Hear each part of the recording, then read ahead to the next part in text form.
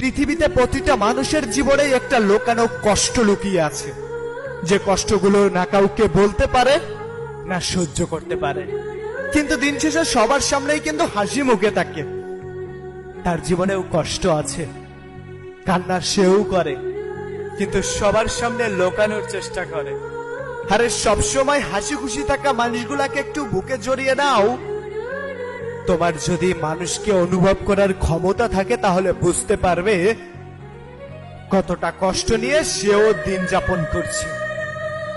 আরে মানুষের দেওয়া ধোঁকা, প্রতারণা আর এমন কিছু ভুল সিদ্ধান্ত মানুষকে প্রতিনিয়ত তিলে তিলে কুড়ে কুড়ে খাচ্ছে।